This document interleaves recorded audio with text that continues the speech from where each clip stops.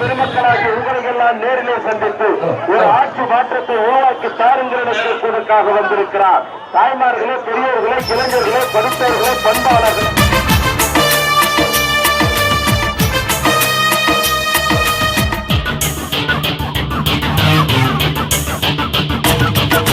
Captain உங்கள் கைகள் சுத்தம், கேட்டும் எங்கும் முரசு சத்தம். கேப்டன் உங்கள் கைகள் சுத்தம், கேட்டும் எங்கும் முரசு சத்தம். காற்றின் திசை என்றும் இனி முரசின் திசை பொங்கும். கேப்டன் பேர் கேட்டால் வங்க கடலும் தலைவணங்கும். கேப்டன் உங்கள் கைகள் சுத்தம், கேட்கும் எங்கும் முரசு சத்தம்.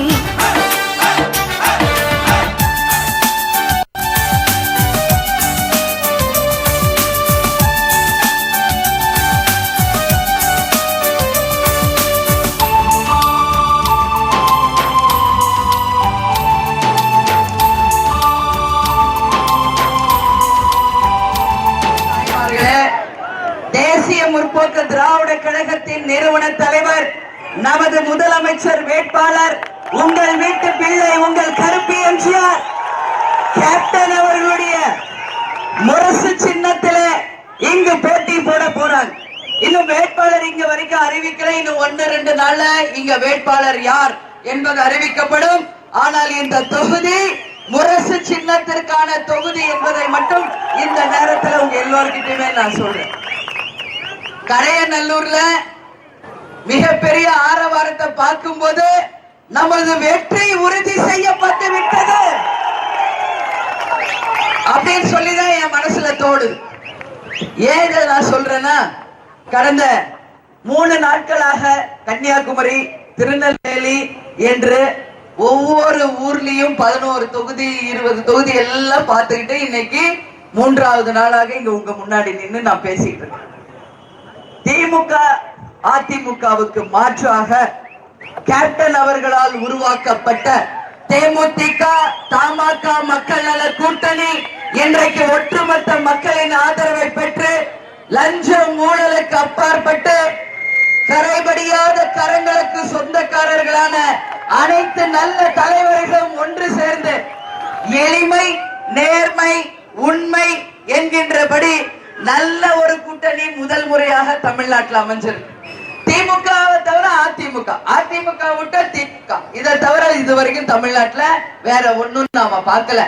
ஆனால் இதுவரைக்கும் தமிழக அரசியல் வரலாற்றில் இல்லாத ஒரு திருப்பு முனையாக முதல் முறையாக கேப்டன் அவர்களுடைய தலைமையில 6 நல்ல தலைவர்கள் ஒன்று இணைந்து 3வதாக ஒரு கூட்டணியை அமைத்து இந்த கூட்டணி தான் தமிழகத்தின் முதல் அணி என்பதை நிரூபித்து இந்த கூட்டணி தமிழகத்தில் ஆட்சி அதிகாரத்திலே அமரப்போகும் கூட்டணி என்பதை இன்னைக்கு எல்லா தொகுதியிலுமே நாம கண்ணார பார்க்க முடிகிறது.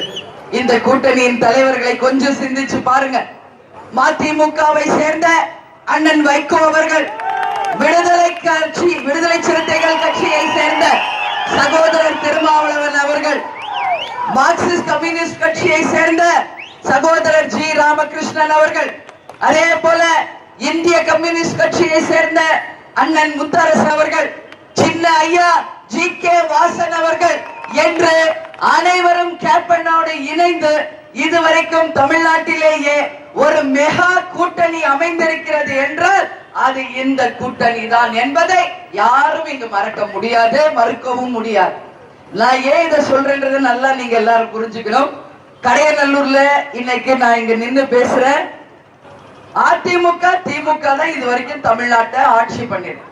அப்படி இருக்கும்போது நமது கரையநல்லூர் தொகுதிக்கு வேண்டிய அனைத்து வசதி வாய்ப்புகளை இந்த 2 கட்சிகளும் மக்களுக்கு செய்து இந்த கரையநல்லூரை எல்லா விதத்திலும் மேம்படுத்தி இருக்காங்களா? இது ஒண்ணுதான் நான் கேட்கிற கேள்வி.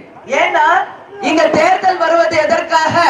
இது மாதிரி கொடி கட்டி லைட் போட்டு மைக் புடிச்சு உங்ககிட்ட பேசிட்டு டாட்டா காமிச்சிட்டு போறதுக்கு நாங்க வரல. ஒரு தேர்தல் மூலம் ஆட்சி மாற்றம் வரணும், காட்சி மாற்றம் வரணும். தமிழ்நாட்டில் இருக்கிற ஒவ்வொரு மனிதனும் முதலாளிகளாக ஆகணும் என்பதுதான் கேப்டனுடைய லட்சியம். வேடல்ல என்ன கேட்டார் கேப்டன்? கிங்கா இருக்கணுமா, கிங் மேக்கரா இருக்கணுமான்னு கேட்டார். ஒட்டுமொத்த லட்சக்கணக்கான தொண்டர்கள் கிங்கா இருக்கணும். அப்ப என்ன சொன்னார் கேப்டன்? நான் கிங் என்றால் தமிழ்நாட்டில் இருக்கிற ஒவ்வொருத்தரும் கிங்காக தான் நான் வைத்திருப்பேன் அப்படின்னு தான் சொன்னேன். முதல் முறையாக ஆட்சியை அறிவிச்சதும் இந்த கூட்டணி தான். கூட்டணி ஆட்சியை நாம தான் முதல்ல அறிவிச்சிருக்கோம். இதுவரைக்கும் கூட்டணி ஆட்சினா என்னன்னு தமிழ்நாட்டில் நாம பார்த்திருக்கோமா? அடிக்கிற கொள்ளைய மொத்தமா ஒரே கட்சி அடிச்சு போறது, அதோட முடிச்சிட வேண்டியது. யாரு கேள்வியும் கேட்க முடியாது, எந்த கொஸ்டினும் கேட்க முடியாது. இதான். அதனாலதான் கேப்டன் என்ன பண்ணார்? எல்லா தலைவர்களோடு இணைந்து இந்த தேர்தல் முற்றிலும் ஒரு வித்தியாசமான தேர்தல். முதல் கூட்டணி மெகா கூட்டணி. அதே போல முதல் முறையாக கூட்டணி மந்திரி சபையை அறிவித்த கூட்டணியும் நமது தேமுதிக தமாக மக்கள் நல கூட்டணி தான். அதே போல இன்னைக்கு நீங்க பாருங்க, திமுகவை எடுத்துக்கிட்டா எல்லா ஊழலுக்கும் அவங்க தான் இங்க மெயின். கடந்த 10 வருஷம் காங்கிரஸ் கூட கூட்டணி அமைத்து இந்தியாவை உலக அளவில் தலைகுனிய செய்தது திமுக காங்கிரஸ் கூட்டணி தான். யாராவது மறந்துட்டீங்களா? 2G ஊழல் யாராவது மறந்திருக்க முடியுமா? 1,80,000 கோடி ஊழல் செய்த ஒரு இமாலய ஊழல் செய்தது திமுக காங்கிரஸ் கூட்டணி. அதே போல காமன்வெல்த் ஊழல், அதே போல நிலக்கரி ஊழல், அதே போல தமிழ் ஈழ படுகொலை, அத்தனைக்கும் காரணம் திமுகவும் காங்கிரஸ் கூட்டணி. அதே போல ஏடிஎம்கே கட்சியை நீங்க எடுத்துக்க. 5 வருஷம் அந்த அம்மா ஆட்சி பண்ணுச்சுல, பழசெல்லாம் விட்டுருவோம். இந்த 5 வருஷத்தை மட்டும் நீங்க எடுத்துக்க. ஏன்னா நம்ம மக்களுக்கு ஞாபக மறதி ரொம்ப ஜாஸ்தி. பழசெல்லாம் பேசினா சுத்தமா மறந்துருப்பீங்க. அதனால இந்த 5 இயர் பீரியட் மட்டும் நம்ம எடுப்போம். ஜெயலலிதா நல்ல ஆட்சி பண்ணாங்களா? இந்த 5 வருஷம் சூப்பர் ஆட்சி பண்ணாங்களா? ஏன் நான் இதை கேட்கிறேங்கிறது நல்லா புரிஞ்சுக்கணும். ஒரு அதிமுகவை திமுகவை குறை சொல்லி அது மூலமா ஓட்டு வாங்கி இந்த கூட்டணி ஜெயிக்கணும்ன்ற அவசியம் என்றைக்குமே கிடையாது. ஆனால் அதே நேரத்துல ஓட்டு போட்டு ஜெயிக்க வச்சு முதலமைச்சராக அமர வைத்த மக்கள் இன்றைக்கு நிச்சயமாக ஆளும் கட்சியாக இருந்த அதிமுக இந்த 5 வருஷம் என்ன பண்ணுச்சு அப்படின்னு ஒரு கொஸ்டின் மார்க் உங்க முன்னாடி நீங்க போட்டீங்கன்னா 0, ஒண்ணும் இல்லை. இதான் உண்மை. இத பத்தி பேசுறதுக்கு நமக்கு ஒண்ணும் தயக்கம் கிடையாது. ஏங்க சொல்றேன்னா, கடந்த 5 வருஷமாக ஜெயலலிதா அவர்கள் 110 விதியின் கீழே சட்டசபையில உட்கார்ந்து வாசிச்ச ஒரு திட்டம் கூட இன்னைக்கு வரைக்கும் நிறைவேற்றப்படவில்லை. எந்த திட்டமுமே. அந்த அம்மா ஆட்சிக்கு வரும்போது 1,00,000 கோடி கடன்ல வந்து பதவி ஏத்தாங்க. அன்னைக்கு நீலி கண்ணி வடிச்சாங்க. என்னன்னு 1,00,000 கடனை என் தலையில சுமத்திட்டு கலைஞர் போயிருக்காரு. இன்னைக்கு எவ்வளவு லட்சம் கடல்ல நம்ம இருக்கோம் தெரியுமா உங்களுக்கு? தமிழ்நாடு இன்னைக்கு எத்தனை லட்சம் கோடி கடல்ல இருக்கு தெரியுமா? 5 லட்சம் கோடி இன்னைக்கு நம்மளை கடனாளியாக ஆக்கிவிட்டு தான் ஜெயலலிதா போயிருக்காங்க. நல்லா புரிஞ்சுக்கணும். நீங்க எல்லாம் மின்மிகை மாநிலமாக மாற்றிவிட்டேன், இன்னைக்கு எங்கேயுமே கரண்ட் வெட்டே இல்ல அப்படின்னு சொல்றாங்க. வானத்துல கூட மின்வெட்டு இருக்கும், தமிழ்நாட்டுல மின்வெட்டு இருக்காதுன்னு சொல்றாங்க ஜெயலலிதா. அதற்கு பின்னாடி ஒரு பெரிய கதை இருக்கு. அததான் உங்ககிட்ட நான் சொல்லணும்.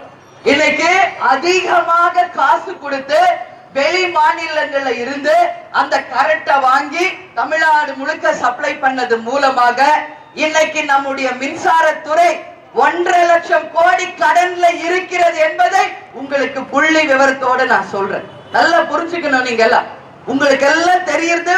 தேர்தல் நேரத்துல அந்த 500 ரூபாய் நோட்டு மட்டும்தான் கண்ணுல குதிரை கண்ணுல கட்டுற மாதிரி கட்டி முடிச்சிடுறாங்க. இதுக்கு பின்னாடி என்னென்ன இருக்கு அப்படிங்கறத நீங்க திங்க் பண்ணி பாத்தீங்கன்னா எவ்வளவு பெரிய மெகா ஊழல் இங்க நடந்துகிட்டு இருக்குன்றது உங்களுக்கு புரியும். மணல் கொள்ளை இங்கெல்லாம் நடக்குதுல்ல, தமிழ்நாடு முழுக்க மணல் கொள்ளை, எல்லா இடத்துலயும் மணல் கொள்ளை. அதற்கு மெயின் யார் தெரியுமா? மந்திரி ஓ பன்னீர்செல்வமும் அந்த தம்பி அவங்க ஃபேமிலி தான். இன்னைக்கு 40 லட்சம் கோடி வெறும் மணல்ல மட்டும் ஊழல். உண்மை இது. எங்களுக்கு எல்லாம் ஒண்ணு பயம் கிடையாது சொல்றதுக்கு. மடியில கனம் இருந்தாதானே வழியில பயம். கேப்டனுக்கோ தேமுதிகவுக்கு எந்த பயமும் இல்லை உண்மையை பேசுறதுக்கு. அதே போல டாஸ்மாக் கடைகளை திறந்து வச்சு இன்னைக்கு எத்தனை லட்சம் கோடி ஊழல் பண்ணிட்டு இருக்கு அதிமுக திமுக? பல லட்சம் கோடி ஊழல். அது மாதிரி ஒவ்வொரு டிபார்ட்மெண்டா நீங்க எடுத்துக்க, மொத்தம் 34 துறை இருக்கு. 34 துறையிலுமே இந்த ஊழல் தான், வேற எதுவுமே கிடையாது. எல்லாத்துக்கும் ஒரு வேலைக்கு போனோமா கமிஷன் கொடுக்கணும், ரோடு கான்ட்ராக்டா எத்தனை % கமிஷன், அதே போல ஒரு பில்டிங் கட்டணுமா அதுக்கும் எத்தனை % கமிஷன். கமிஷன் கமிஷன் கமிஷன் கொடுத்து இன்னைக்கு நம்ம மக்கள் நொந்து நூலாகி நூடுல்ஸ் ஆற நிலைமை இன்னைக்கு தமிழ்நாட்டுல வந்துருச்சு. இதுதான் உண்மை. எங்கேயும் எந்த ஸ்கீமும் இன்னைக்கு நடத்த முடியும். மெட்ரோ ட்ரெயின் ஒண்ணு சென்னையில ஓடுத நீங்க எல்லாம் பாத்தீங்களா? இன்னைக்கு வரைக்கும் அதற்கான பாக்கி மட்டும் பல லட்சம் கோடி அந்த நிறுவனத்துக்கு கட்டப்பட. உங்களுக்கு எல்லாம் மிக்ஸி ஃபேன் கிரைண்டர் வந்துருச்சு, வந்துருச்சா எல்லாருக்கும்? வந்துருச்சா எல்லாருக்கும்? ஏன் அதை கேட்கிறேன்றது நல்லா புரிஞ்சுக்கணும். அந்த மிக்ஸி ஃபேன் கிரைண்டர் கொடுத்தாங்கல்ல, கோயம்புத்தூர்ல இருந்து நிறுவனங்கள் இன்னைக்கு வரைக்கும் அந்த நிறுவனத்துக்கு கூட தமிழ்நாடு கவர்மெண்ட் அதுக்கான உரிய காசை அந்த நிறுவனத்துக்கு கட்டல. அங்கேயும் பல லட்சம் கோடி கடல்ல வச்சிருக்கு இந்த ஜெயலலிதா ஆட்சி. நல்லா நீங்க எல்லாம் புரிஞ்சுக்கணும். தரம் இல்லாமல் மிக்ஸி ஃபேன் கிரைண்டரை கொடுத்து 2500 கோடி ஊழல் செஞ்சு இன்னைக்கு மக்களையும் ஏமாற்றி நாட்டையும் சுரண்டனதான் ஜெயலலிதாவுடைய ஒரே சாதனையை தவிர வேற எதுவுமே இல்லை. அதனாலதான் நான் சொல்றேன், தேர்தல் நேரம் வரும் பொழுது மட்டும் ஓட்டுக்கு காசு கொடுக்கிறோம் சொல்லி வந்து ஏமாத்துறோம். வேற எந்த முன்னேற்றத்தையும் இங்க நம்ம பார்க்க முடியல என்பதை நீங்க எல்லாரும் நல்லா புரிஞ்சுக்கணும். நம்ம வேட்பாளர் இங்க ஜெயிச்சு வந்தா முதல் வாக்குறுதியாக இங்க என்ன செய்வார் என்பதை இந்த நேரத்தில் சொல்றேன். இங்க காட்டு பகுதி அதிகமாக இருக்கு, வனவிலங்குகளால பல பிரச்சனை உங்களுக்கு எல்லாம் இருக்கு. அதனால மக்கள் சிரமத்துக்கு உள்ளாகிறீங்க. அதை ஊருக்குள்ள வரவிடாம நிச்சயமாக சோலார் பென்சிங் போட்டு அந்த வனவிலங்குகளை மக்களை அச்சுறுத்தாத வண்ணம் நமது வேட்பாளர் வெற்றி பெற்றவுடன் முதல் வாக்குறுதியாக அதை செய்வார் என்பதை இந்த நேரத்தில் உங்களுக்கு நான் தெரிவிக்கிறேன். அதே போல இங்க திமுக ஒருத்தர் இருந்தார் இல்லையா, புன்னிஷாண்டு, அவர் போடாத ரோட்டுக்கு போட்ட மாதிரி கணக்காமிச்சு பல கோடி ஊழல் செஞ்சது உண்மைதானே? போடாத ரோட்டுக்கு போட்ட மாதிரி கணக்காமிச்சு பல லட்சம் கோடி ஊழல் பண்ணது மட்டும்தான் மிச்சம். இதுதான் இங்க நடந்துகிட்டு இருக்கு. அதே போல இங்க பாத்தீங்கன்னா தென்காசிய தனி மாவட்டமாக அறிவிக்கணும்னு சொல்லி நீண்ட நெடிய நாட்களாக ஒரு கோரிக்கை மக்கள் வைச்சிருக்கீங்க. உறுதியா உங்ககிட்ட சொல்ற, நம்ம வேட்பாளர் ஜெயிச்ச உடனே ஆட்சி யாருது? நம்ம கேப்டனுடைய ஆட்சி. நிச்சயமாக தென்காசியை தனி மாவட்டமாக நாங்கள் அறிவிப்போம் என்ற வாக்குறுதியை இந்த நேரத்தில் உங்க எல்லோரும் முன்னாடியுமே நான் தெரிவித்துக் கொள்கிறேன். அதனாலதான் நான் சொல்றேன், திமுக அதிமுகவை பத்தி நான் பேசினே நீங்க எல்லாம் அப்படியே பாத்தீங்கல்ல. ஒரு ரோடு போட்டதுக்கே எத்தனை லட்சம் கோடி, ஒரு பானை சோற்றுக்கு ஒரு சோறு பதம். அது போல இந்த ரோடு விஷயம் மட்டுமே போதும். இந்த திமுக எவ்வளவு பெரிய ஊழல் கட்சி, அதிமுக எவ்வளவு பெரிய ஊழல் கட்சி என்று அதை பத்தி நம்ம இன்னும் ரொம்ப நேரம் பேச தேவை. உங்க எல்லாருக்கும் தெளிவா தெரியலையா அந்த ரெண்டு பத்தி? அதனால நான் சொல்றது போதும். 50 வருஷம் ஒரு கட்சிக்கு, 40 வருஷம் ஒரு கட்சிக்கு நீங்க ஆட்சி அதிகாரத்தை கொடுத்துட்டீங்க. கலைஞருக்கு 5 முறை, ஜெயலலிதாவுக்கு 3 முறை. இன்னும் எத்தனை வாட்டி அவங்களுக்கே ஊழல்வாதிகளுக்கு வாய்ப்பு தர போறீங்க? சிந்திச்சு பாருங்க. இந்த முறை உங்களுக்காக உருவாக்கப்பட்டது இந்த மாற்று கூட்டணி, மக்களுக்காக உருவாக்கப்பட்டது இந்த முதல் கூட்டணி. திமுக அதிமுக 2 கட்சிகளையும் 2 பேருக்கும் வயசாயிடுச்சு, ஓய்வுக்கு அவர்களை அனுப்புங்கள். போதும் இந்த கொள்ளைக்காரர்களை, அதனால வீட்டுக்கு அனுப்புங்க. இந்த முறை இங்க நடக்க போற தேர்தல்ல ஒட்டுமொத்த இளைஞர்கள், மாணவர்கள், பெண்கள், புதிய வாக்காளர்கள், சோசியல் மீடியால இருக்கிற அத்தனை இளைஞர்களும் ஒன்று சேருவோம். புதிய சரித்திரத்தை நாம் படைப்போம். நிச்சயமாக சுதந்திர போராட்டத்தை தியாகிகள் போராடி வெள்ளையனே வெளியேறு என்று அகற்றினாங்க. நாம் அனைவரும் ஒன்று சேர்ந்து கொள்ளையர்களே தமிழ்நாட்டை விட்டு செல்லுங்கள் என்று ஒரு மாபெரும் புரட்சி சரித்திரத்தை நாம் செய்வோம். அதற்கு நீங்கள் அனைவருமே கேப்டன் கூட துணையாக நின்று ஒரு மாற்றத்தை உருவாக்கி தரணும் சொல்லி உங்க எல்லாரையுமே பார்த்து நான் இருகரம் கூப்பி கேட்டுக் கொள்கிறேன். அதனால நிச்சயமாக மாற்றத்தை கொடுங்க. கொடுக்கும் போதுதான் கேப்டன் என்ன செய்யறார் மக்களுக்கு என்று தெரியும். நீங்க வாய்ப்பே கொடுக்காம, நீங்க எந்த ஒரு கேப்டனுக்கு அனுமதி கொடுக்காம கேப்டன் என்ன செய்வாரு, எப்படி ஆட்சி பண்ணுவாரு அப்படின்னு நீங்க நினைச்சுக்கிட்டே இருந்தீங்கன்னா எப்படி எங்களால நிரூபிக்க முடியும்?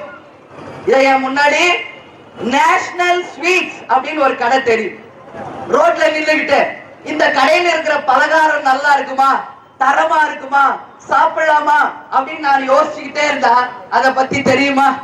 தைரியமா உள்ள போங்க, வாங்குங்க, விலை கரெக்டா இருக்கா, டேஸ்டா இருக்கா, தரமா இருக்கா அப்படின்றது அப்பதான் உங்களுக்கு தெரியும். அது போல தைரியமா நம்பி கேப்டனுக்கு ஒரு வாய்ப்பை கொடுங்க மக்களை. உறுதியாக ஒரு 5 வருஷம் கேப்டனுக்கு கொடுத்து பாருங்க. 50 ஆண்டுகள் இந்த கட்சிகள் செய்யாததை 5 ஆண்டுகளில் நிச்சயமாக உங்கள் வீட்டு பிள்ளை, உங்கள் கருப்பு எம்ஜிஆர் கேப்டன் உறுதியாக செய்வார். அதுல எந்த மாற்று கருத்தும் இல்லை என்பதை ஆணித்தரமாக நான் அடிச்சு சொல்றேன். உண்மை இது.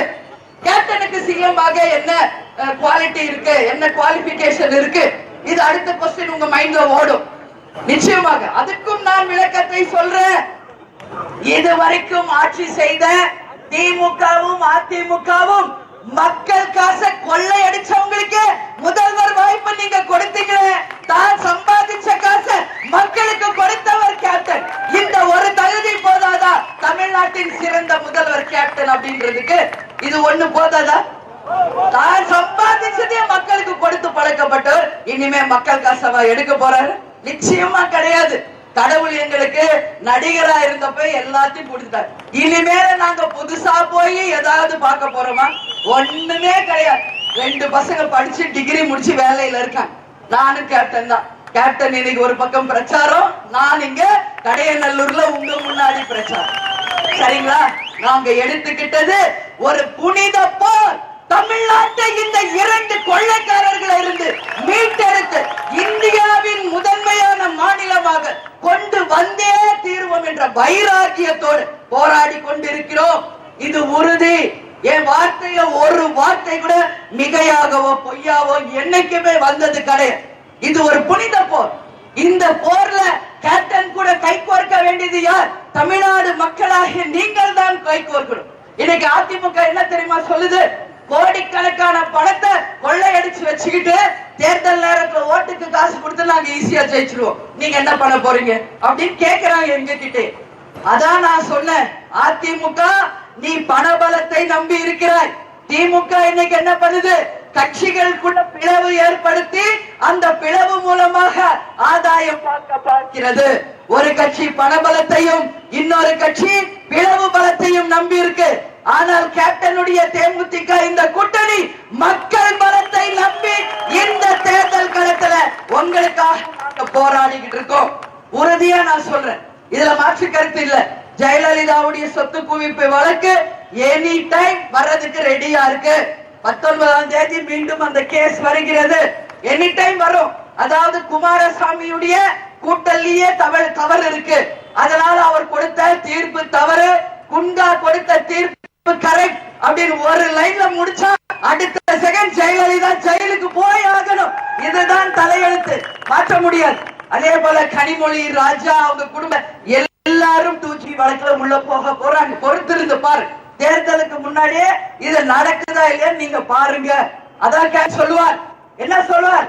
அரசன் நன்று கொள்வார், தெய்வம் நின்று கொல்லும் என்று எப்பயுமே சொல்லுவார்.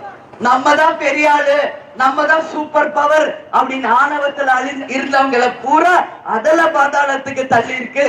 சதாம் ஹுசேன் ஒரு ஆணவக்காரர் இருந்தார். கடைசியில செத்தார். எப்படி பாத்தீங்களா? பொதகுழியில போய் பல்லெல்லாம் புடுங்கி கேட்கறதுக்கு நாதி இல்லாம செத்தார் சதாம் ஹுசேன். அதுதான் வரலாறு. இதுதான் எல்லாருக்குமே நடக்கும்.